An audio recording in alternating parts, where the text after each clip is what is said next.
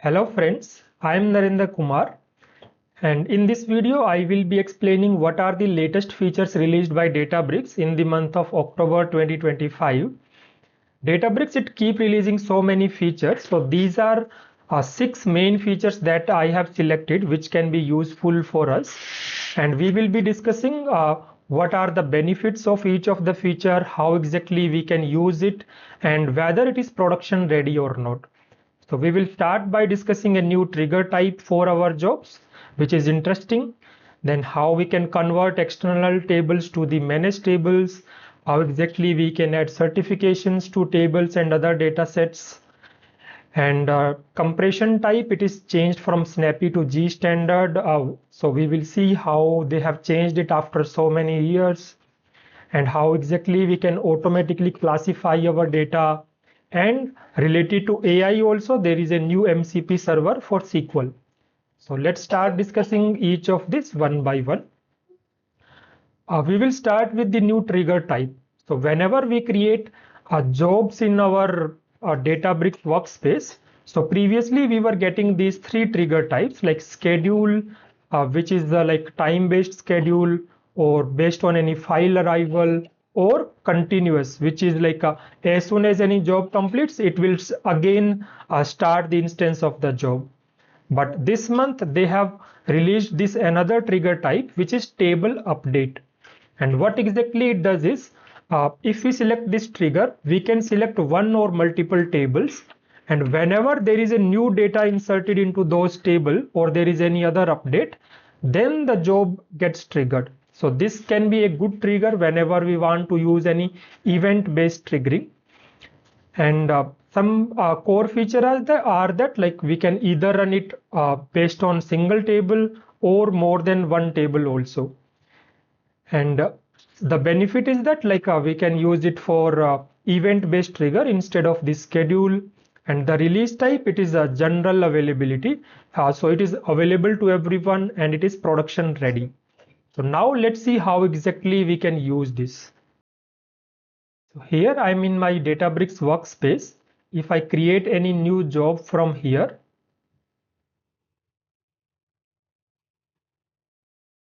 in this section we can normally add any trigger that we want for our job, and this is where we are getting this table update trigger now.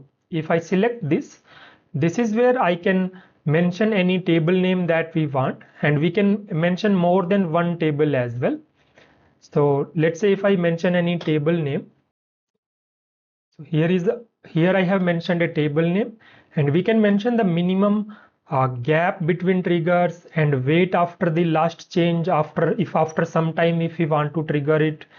And we can do it based on multiple tables also. So if I select any other table here, in that case we can also select like whether it shall be updated based on all tables or any one of the table. So this is also flexible here. So this is about the new trigger type. Now let's move on to the next feature. So here the next feature, it is about converting external table to a managed table. So they have released a simple command, like if we do a simple alter table and we mention the table name of our external table and set it as managed, then it will automatically be converted into a managed table. And the benefits we will get after converting is one is that it will be automatic data and metadata cleanup. Let's say if we delete any managed table, drop the table, the data will also be deleted and cleaned up, which is not the case in external. In external, the data still resides in the storage. And it will also take care of automatic performance maintenance. Like you may already know that Databricks, it automatically runs optimize and vacuum commands in a workspace managed tables. So if we convert external to managed, it will start doing that for this table. Otherwise, if it was external, it would not have been run these commands automatically. And also along with that, we get full RBAC, auditing, lineage, all these additional features as well, which are available in managed table and not there in the external table. And this feature also, it is currently in GA. That means it is available to everyone and we can use it for our production tables. So let's move on to the next feature, which is about adding certification to the data or any other asset. So this is something related to discoverability and governance. So for any table, any dashboard, any volume, any catalog, whatever we create within Unity catalog, we can assign a certificate to it now. And that certificate, it can either be assigned using a command line here, like I have shown here. For this table, we are setting it up as certified, or we can set it using UI as well. Let's see that part. So I'm back in my Databricks workspace, and currently this is a catalog I have selected. And if I click these three dots, I can click on this assign certification, and we get these three options. So certified, it means like it is as per the organization standards and ready to use. Deprecated is the description says, like it is discontinued and no longer reliable for use. It is outdated basically. And none means like it is not one of them. So the certification, it is not yet assigned. And this certification we can assign to a catalog. So this is a schema. To the schema as well, we can do the same. Here we will get this option. And for the tables, basically whatever object we create within Unity catalog, for everything we can assign a certification now. And what advantage we get with this is one is improved data discoverability. So whenever somebody look at the table or data set, they will see that a certified icon along with that. So it gives confidence, and it enforces governance, because if we create a guideline saying that only certified data sets shall be used, so everybody will follow some standard process, then assign the tag as certified, and it increase trust also, because it definitely says that we are following the process which is there. And this currently the release type, it is the public preview. So although it is available to everyone for use, it is not yet production ready. So we need to be careful. We can use it if we want, but there are possibility of some errors that is there. So once it is GA, then we can use it for production features. And now moving on to the next feature, this one I like the most. It is about changing the compression type. So as you may already know that the default storage of our tables, it is Delta in Spark, and in Delta all the data, it is stored as Parquet format. And for Parquet format, the default compression was Snappy. It has been Snappy for so many years, and now Databricks has changed it to GStandard. And there is a reason behind it, which is very logical. So why exactly they have changed it now is because this GStandard, it is 30 to 40% more compression than Snappy.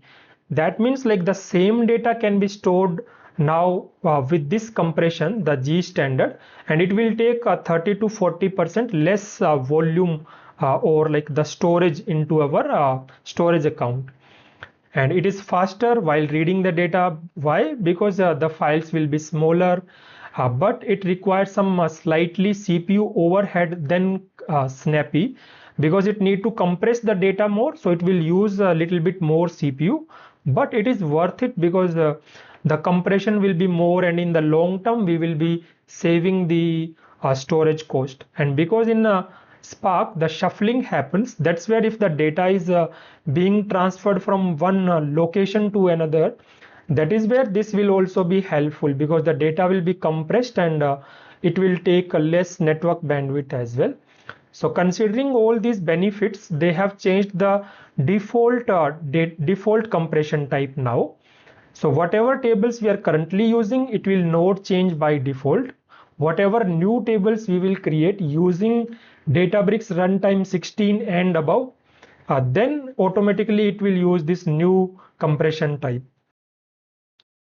And if we want to use this feature for our existing tables, then we can alter table and set property, like this is the property which shall be set to GStandard now. Then whatever new files will be written into that table, those will be with the GStandard compression type. So if we have very big tables where we are getting lower performance, that's where changing it to changing it to GStandard compression, it will be useful. And along with just changing it for upcoming files or new tables, if we change it for the current table, this property, and if we run optimize all command, then it will rewrite entire data also in GStandard. That's how we can change it for existing files as well. And this feature, it is also GA, available to everyone. We can go ahead and start using it even for production. Now let's check out the next feature. It is about automatic data classification. So data classification, it has been a challenge since quite some time. So within an organization, even the data stewards or the people who keep knowledge, they are also not sure how exactly to classify the data, like whether it is PII data or whether some of the columns they contains confidential information or not. So all these challenges Databricks has solved by bringing an automatic classification feature. And how exactly we can use it? Let's say if we have a catalog like shown here, and in the advanced section we get this option, like if we enable it, it will be enabled for that entire catalog, and whatever tables are inside it, it will do data classification automatically for them. And this feature, it is smart. It can do incremental scanning also for cost optimization, and it also provide automatic AI powered dashboard where we can go ahead and view a summary of the data classification. And benefits we get is like it enables sensitive data discovery. It will provide right tags to our columns, and it will support role, column level and table level security as well. And it can help us to set up policy based controls as well. And this feature, it is currently in public preview and not yet production ready, but we can try it out right now so that we can know whether it is useful or not. And after a couple of like maybe days or months, it will be GA, then we can use it for production.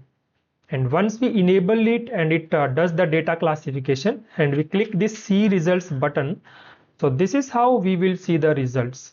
So this is kind of a summary wherein it will assign all these kind of tags, like whether a column is email address or it is a location, name.